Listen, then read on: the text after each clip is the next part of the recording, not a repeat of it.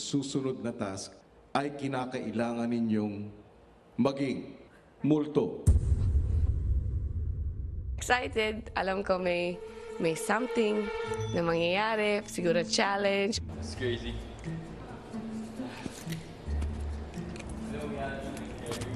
Nagsimula rin silang turuan si Tanner mag-Tagalog. You gotta work on your Tagalog.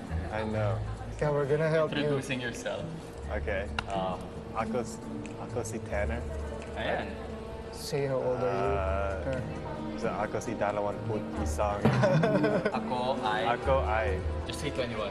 Say, 21. you? Yeah. Yeah. Because it's hard to say Dalawamput isa. dalawang isa. Yeah. Samantala, ang walang kaalam-alam na teen housemates ay nagtatakutan sa loob ng bahay. He bites himself. What do you think he does it here? Oh, yeah. Bite mark. He bites himself. And then the next morning, they come in, they wake him up, shake him awake. And the guy begins to bite him. And then they put sauce. They put ketchup and Tabasco. You know Tabasco sauce? The spicy one. Ilang sandali pa at pinatawag ni Kuya sina Ali at Baninay. Magandang gabi sa inyong dalawa. Magandang gabi rin po. Welcome sa aking bahay. Masaya ho na nandito na ako tagal-tagal inintay. Tapos yan. Nakakahiya. Nakakahiya kasi masyado ko excited. Hindi ko mapigilan. Kayo ang unang nakakapasok sa loob ng aking bahay. Binigyan sila ni Kuya ng task. Papasok kayo sa loob Tago mo muna. Nandun pa ho yung ibang housemate. para magluto. Maglulo. Aha. Makikita kayo ng mga teen housemates. Pero dahil kayo ay mga multo, hindi kayo maaari makipag-usap sa kanila. Sige ho. Ibig sabihin ay aarte kayo na parang hindi sila nakikita at wala sila sa paligid. Ang magiging lengguwahe ninyo ay salitang multo. Paano yun? Yung punto ng au. Tay.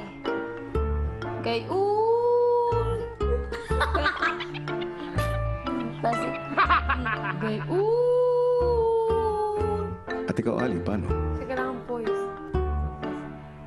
Au! Au!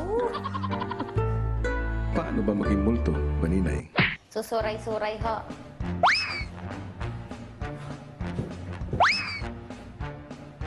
Nakatakot na gaha. Uy, natakot ako.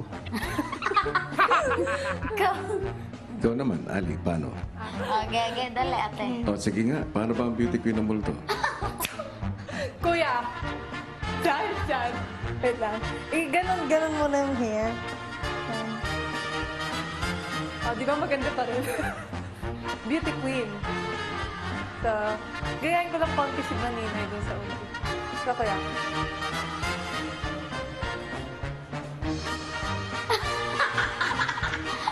Ay, siya nga. Ganun kuya. Medyo meron pa rin voice kasi kailangan nagkakaway-kaway pa din.